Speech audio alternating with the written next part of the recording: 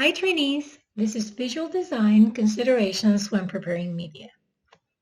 This workshop is brought to you by the Protect Desafío IDP Challenge to help you prepare media for your research. When we say media, it includes images, charts, graphs, infographics, tables, videos, or even animations.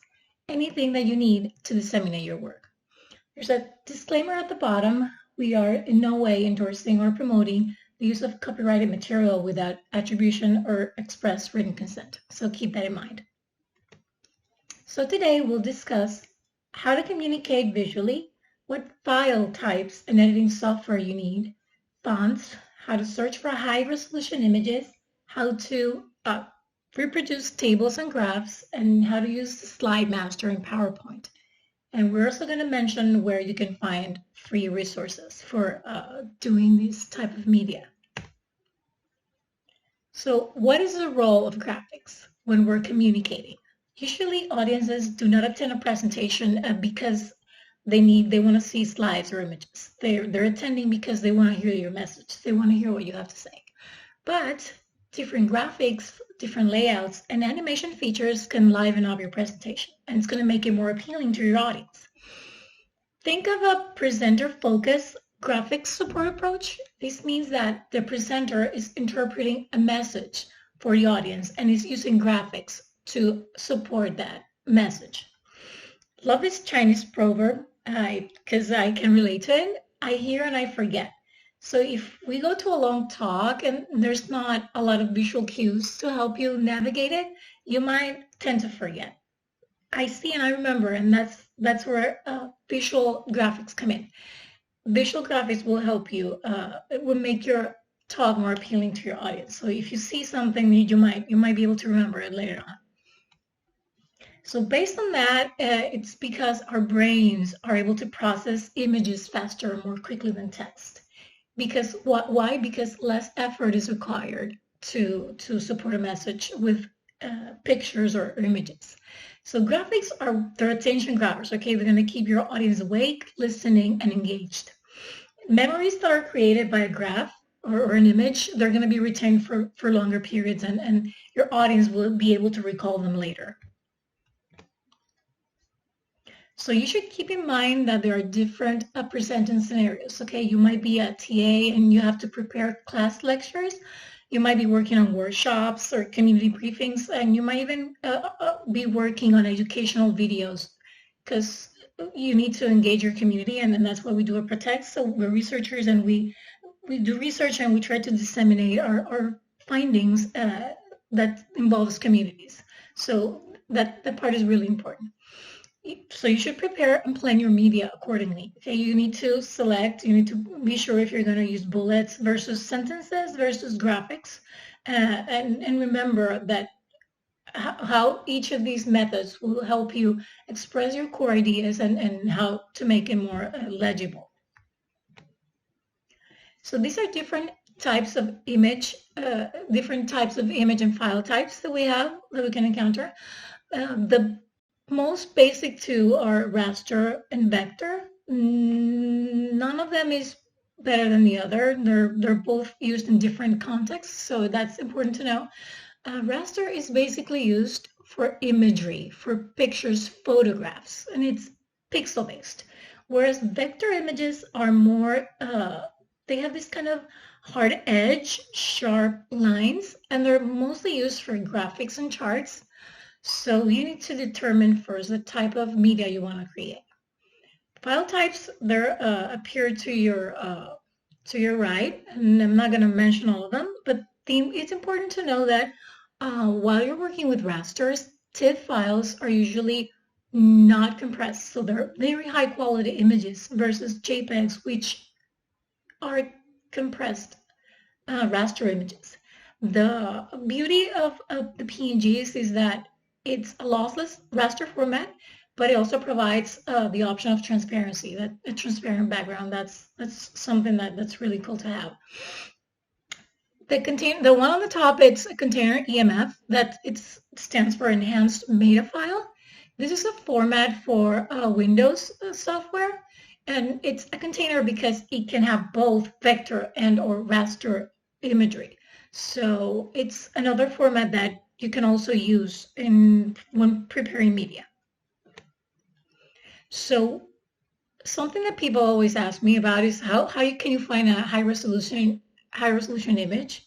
So it's really easy. If you're using Chrome, it doesn't work on Edge or Safari.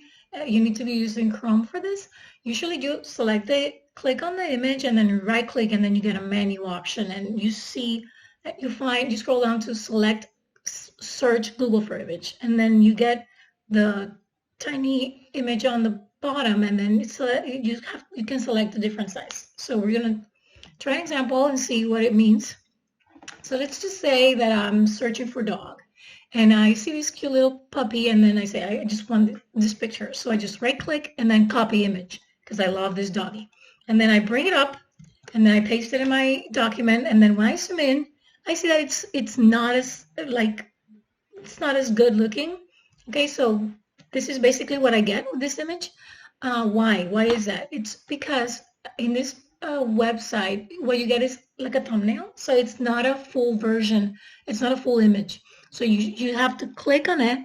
And then here on the corner, you can see the resolution of the image. So it's 1100 times 825, which is pretty good. But you have to what? Right click the image and then search Google for image. Then you might get to this page and then you see that this is the image size for this doggy and you can select small, medium size, different sizes and you can scroll down to the bottom and then you can see other web page where this picture is actually found and then you can see the resolution of the image. So if you see in the bottom one, it says 2400 by 1800, which is a very, very good resolution. And then you click on the little thumbnail and then you get the picture. And then you right click and instead of using copy image, then you just save the image as. Okay, if you copy the image, it's not going to be a full resolution. Okay, so this is your image and then you save it and there you have it. So when you go back to your Word document, so you go insert pictures and then in this device and then you go where you saved your doggy picture and then you just click insert and there you have it. So as you can see, this doggy looks way better than the one that we copied before. So this is how you can get a good high resolution image for your media. So if we go back to the presentation,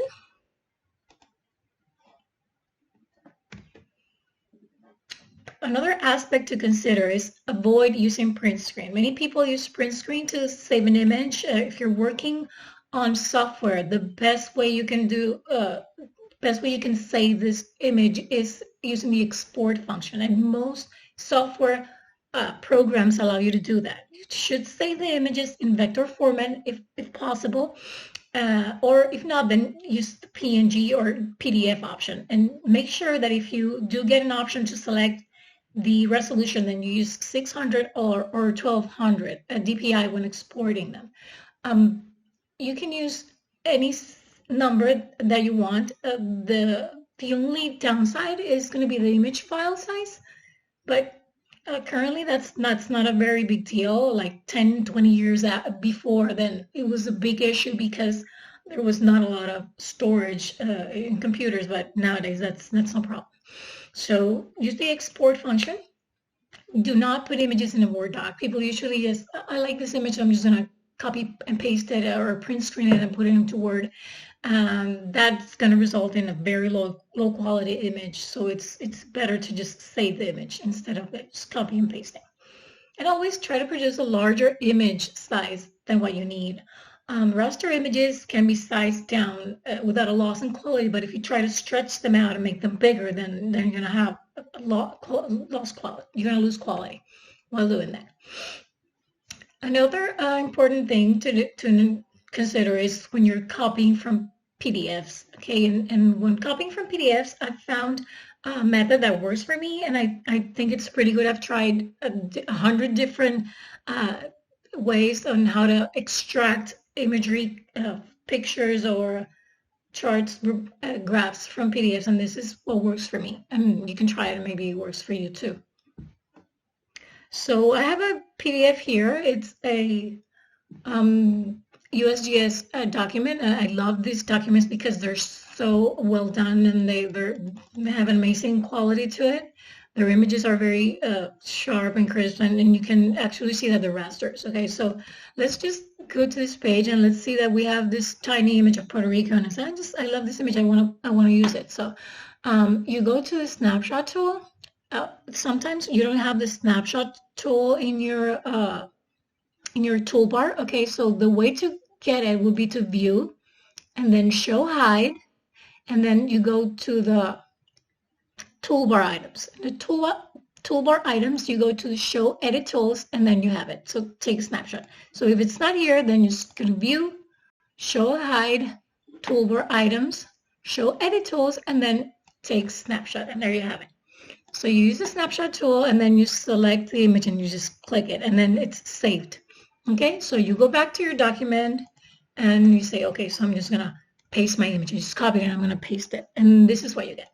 Okay, so you say it looks beautiful in the document, but it's not so good looking here. So a way that I use to help get better imagery from PDFs is to just you select the graph and then you zoom in all the way. You zoom in to maybe, it depends on the document that you have, but you can use from 400, 500, 800, depending on the size that you want. And remember, the higher the percent, the bigger the image file. So once you're comfortable with the size that you want, then you just right click and then copy selected graphic. Once you copy the graphic, then you go to MS Paint, okay, just basic MS Paint, and then you click Control Paste, and there you have the image. And then you have to save it, and save as. You can use any name you want. I'm just going to save it in the desktop and it's Untitled. Okay, so now I can close this window and I go back to my Word document, and then I go Insert, Pictures, and then this device. And then I'm going to go to my desktop or where I save my image, and then click on it and go Insert. And as you can see, then this is a striking difference between the quality of the two images. Okay, so this is the way I use to copy images from a PDF file. Another cool aspect of PDFs is that you can copy text. Okay, and I'm not endorsing and I'm not promoting that you copy and paste and plagiarize. Okay, but if you need to extract this information and paste it into a Word document, you select it, right? And then you Control Copy or right-click Copy, and then you go and paste it in Word. And I don't know if that's happened to you. It used to happen to me a lot, and I would be very irritating. So you would just like paste, and then this is what you get. Why? Because the document is formatted as a 2-column document. Even though this is not a 2-column document, because in layout you can see that it's only 1 column. When you copy and paste it, Word understands that each line is a paragraph. Okay, so the way to fix this like quickly and easily, instead of just like going and deleting the space and going on forever, just select the whole section. Okay, you go to Home and then go to Replace. In this part here, you're gonna type find what, and then you're gonna hit Shift and 6, and then you get the tiny hat, and then you type a P, which stands for paragraph, and then in the replace with, you're just gonna replace it with a space. So just click the space bar, and then you see you can a little space here, and then replace all, and voila! Once you do that, then it's gonna be like in a whole paragraph and no columns. So it said we made 29 replacements. Do you want to search the rest of the document? And just say no. And then close, and there you have it. It's an easy way to extract text from a PDF file. So going back to our presentation.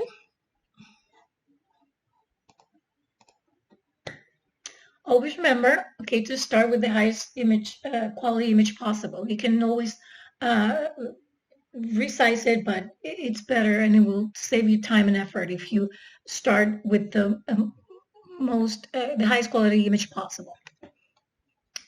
So you can also reproduce tables and text, okay, in Word. We can I'm going to show you with an example. Okay, you're going to have the slides so you can refer to them later. But we're going to reproduce a table, and we're going to paste it in Word, and we're going to convert it to a table. Okay, so let's do that.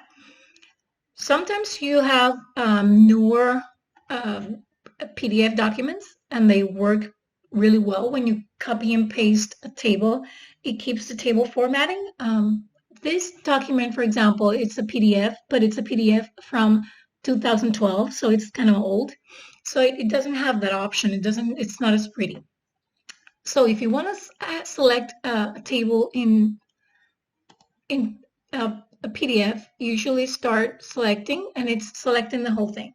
And let's say I only want to select the last two columns. Okay, so you just hover around here, and then you click Alt, and then you see that your cursor gets this box around it, and then you just drag down, and then it's only selecting the information that you're just getting in this lasso. So once you do that, and you can just copy, and then Control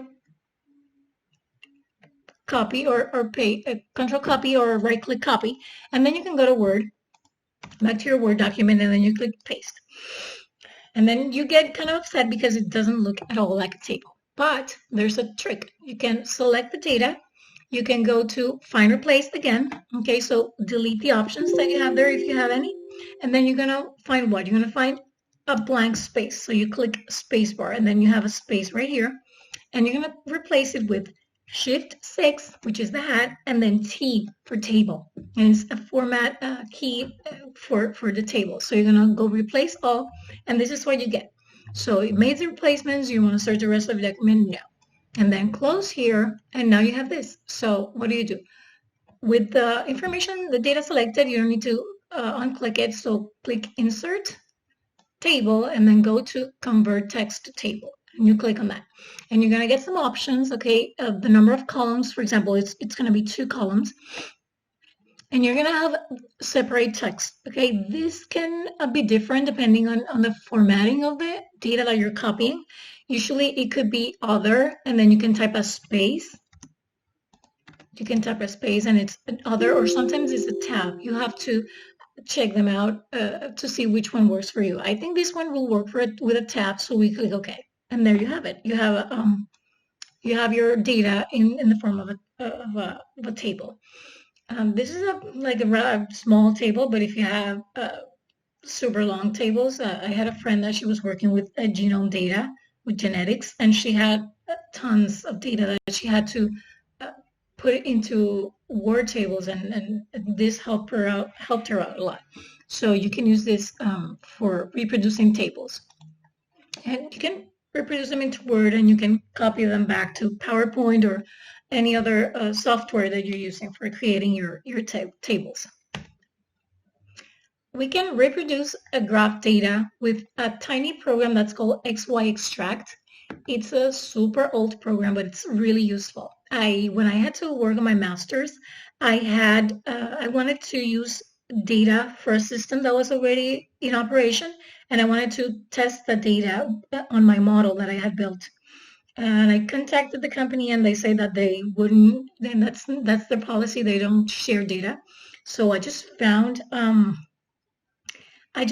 one of their graphs on the internet, and I just used this program, and I extracted that data, and I was able to validate my model with that. So it was super helpful. I don't know if you've heard of it. We're going to do an example. You have the steps here on the PowerPoint, but we're just going to go to the XYExtract so you can see an example. Okay, so it's XYExtract. You can just download it and install it. Click OK. You need to load the graphic as a bitmap file. So if you have an image, you can just open it in MS Paint and then save as bitmap. And then we're going to load the graphic bitmap. We're going to select new project and click OK. And I have one here in my desktop, which is a graph, a BMP. It's an example, okay? We have the graph, okay? And the program is asking us to locate the point where the cursor, the mark of X min will be. Like that's the minimum x-axis, okay, and then click. So, okay, and then we come here, which is the minimum x point, and then select 0, and then you select x max, and then click OK, and then go here, which is 2000, and then it's going to ask you for the value 2000, and it's going to ask you if it's a log axis, so it's linear, so we don't need that option. We click OK, and then it's going to ask you our y-min axis point. So we go here, and the minimum axis y-axis is minus 0 minus 0.2.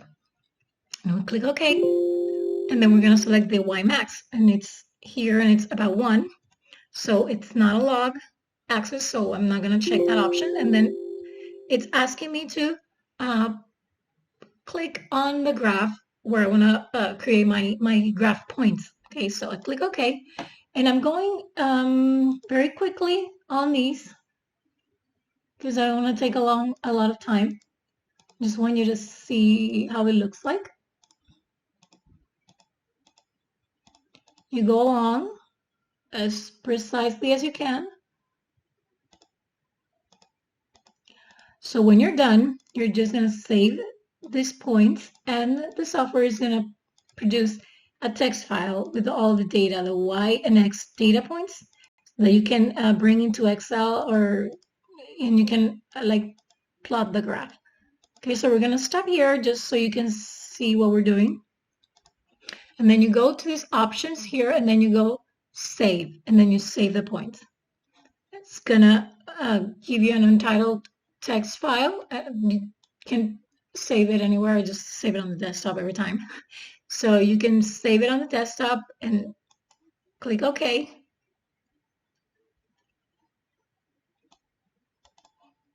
So once you do that, then you can go to Excel, and then you go to data from text, because it's a text file, and then you select the file, and if you want to open it, then you can see all the data points that I made before, and then you import. Okay, once you import the data, it's going to ask you if the delimiter is a tab or a space or semicolon, so just check those options, see if you need to modify them, and then click load. Once you load them, then you can create your graph. Okay, and it looks something more or less like this. Okay, so it's obviously I didn't go into much detail, but it's looking pretty good. So this is an easy way to reproduce charts from any image or Power or PDF document that you want to use. So we go back to our presentation. This is the steps to use the software. Now we go to talking about editing software. Okay, and we have Adobe Illustrator and its free version, like alternative, which is Inkscape, and they're both for producing vector images, while Photoshop or GIMP, which is a free alternative, are mostly used for raster images. Remember that Adobe has trial offers for the software, so if it's something that you're interested in, you can just go ahead and start with Inkscape or GIMP, or you can just try their have a trial and try the software. It's really powerful. We have for motion graphics and videos, we have Adobe After Effects, which is specifically for animations, motion graphics. We also have Adobe Premiere Pro, which is video editing. You can use iMovie. Sincerely, I switch between the two. I love After Effects and the ability to produce this motion graphics, but it has a very steep learning curve, and it's very it's hard to use. So I usually work some stuff in After Effects, and then I go back to iMovie because it's easier to put the movie together. So I just do short movies with After Effects, and then I just put them together in iMovie. Microsoft Store has some free options for video editing. You can check those out. Windows had a Movie Maker software a couple of years ago. I don't think it's available anymore, or at least it's not supported. But you can also check that. The app Photos in Windows 10, even though it's the Photos app, it has some functionality for video editing. So you can check that too. Free fonts. Okay, free fonts. There are a ton of websites where you can get fonts for your media. Um, I read I read a web blog one day, and this guy was so mad because people use Times New Roman, and he's saying that it's not that Times New Roman is a font choice, rather it's the lack of a choice because it's like the default. So he's saying that people that use Times New Roman for like presentations and stuff like that is people that are just lazy and they just they don't want to like look for something better. And of course, now we have Calibri, which is the default for Office software. So it's always good to find these fonts and try them out. When using fonts, it's important to keep your font choice simple. Okay, just use 2, 3 fonts at maximum. Be consistent throughout, especially with using bold, italics, or if you're using colors to like highlight. And the font size shouldn't be less than 24 or 28 points, of course, to ensure readability. This is important if you're presenting in a classroom setting or a projector, but it's not as important if you're doing a webinar. So yeah. Okay, using Slide Master in PowerPoint and using custom templates. This applies to with the font selection. Okay, if you use like a default slide master, default slides in PowerPoint, it shows that everyone has a template, everyone looks the same. Okay, so we're gonna go to do a little example. Okay, so new, and then you have an option. I mean, PowerPoint had like the most terrible default templates, but they have beautiful ones now, so you can just go in and check these out. Okay, usually people just come here and design and then just get this one and they add a new slide, and it looks kind of boring and simple. So you can always pick a different one, okay? And you can browse for themes and you can find different options. So for example, if you get a new one and we have a white template, let's say that, we can go and we can start a new slide. Here in new slide, you have the different layouts for the slides that you can use in your PowerPoint. Okay, so if you want to change something in the entire presentation, it's better if you use the slide master. So you go to view and you go to slide master right here, and then this is what you get. So if you scroll all the way to the top, this is your main slide template. So anything you change here is going to be changed throughout the document. So for example, if you want to change, let's say the font, let's change the font. And this is my new font, and let's say I want to use a different color for it. I don't like the black one, so I'm going to use a gray one. It's a gray one, and this font I can change too. Okay, so those are options that you can use. You can also insert shapes. To make your presentation more interesting, you can insert a line here, for example, and you can, I don't know, you can choose any color. Choose an orange color. So that's going to be your master presentation slide. You can also add pictures. Let's say, for example, I want to use, I don't know, this cat, for example. My girls love this cat. So let's say that I want him for my background. So if you can see on the left, and once I put him here, then he's going to appear on every slide type that I use. Okay, so this is a way of how to personalize and customize your slides, your presentations. You can send this dude to this little critter to the back, and then you have it. Once you're done, then you should make sure you're in Slide Master and then close Master View, and then you have your custom PowerPoint template. So you can add a new slide or a different different layouts. You can also use design ideas in a PowerPoint. This is kind of a new thing. So in design, you go to design, if you can see it, then you go here to the right and it's design ideas, and that's how you get it. It's not going to work for all your slides. If you have shapes, it might not work. So, but it gives you options on how to make it more interesting and different. So there you go. You can just, yeah, you can use any different design ideas.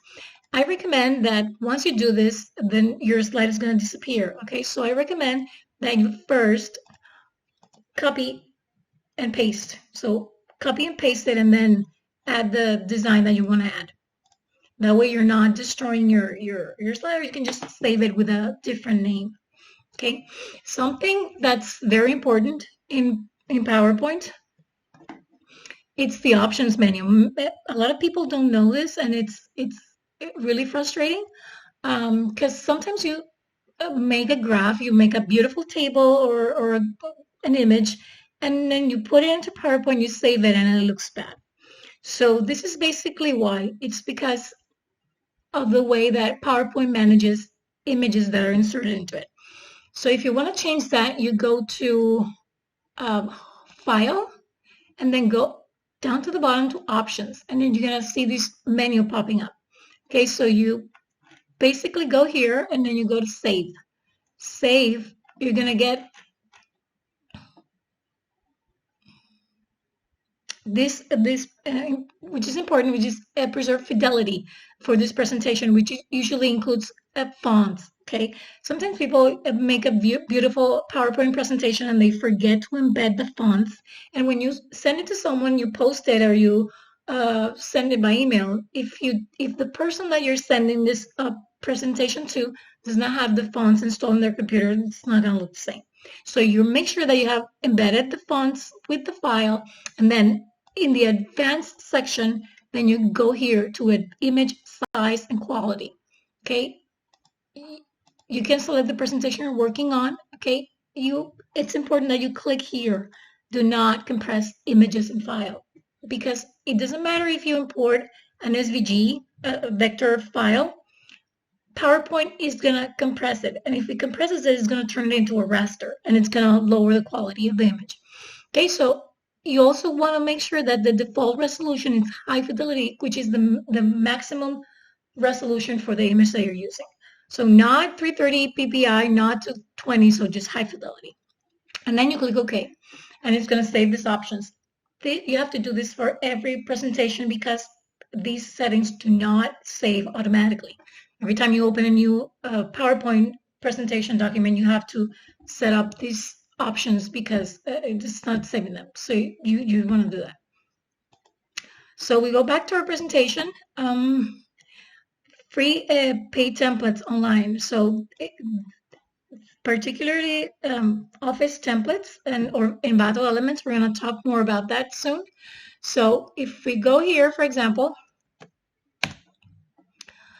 they have amazing templates. Okay, so you can use templates for PowerPoints, or you can use resume letters or presentations.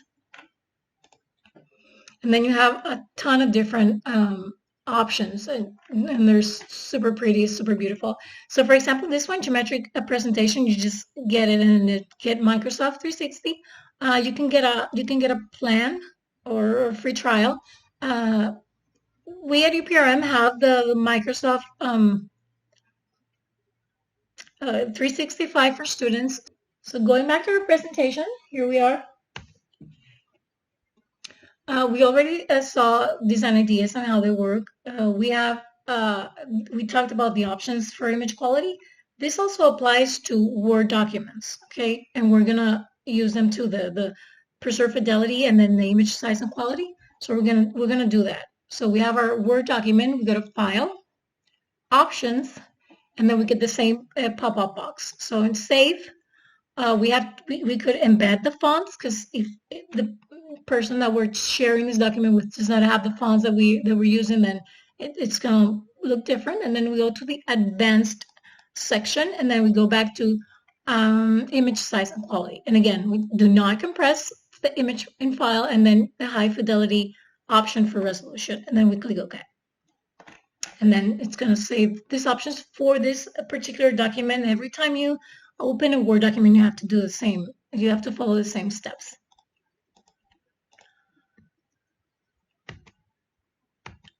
So we go back to videos.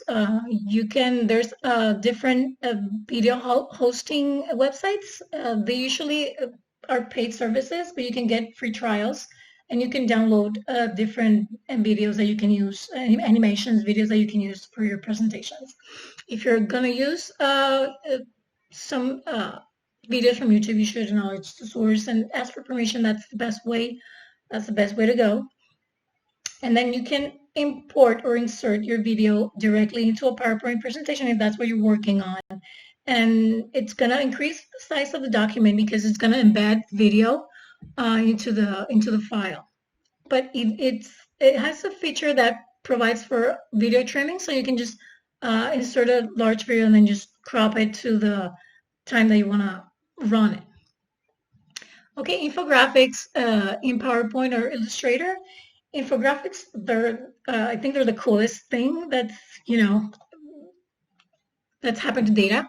So infographics can highly grab the attention of your audience because they're so beautiful and they're so they have so much meaning, and they're powerful, and you're going to remember them.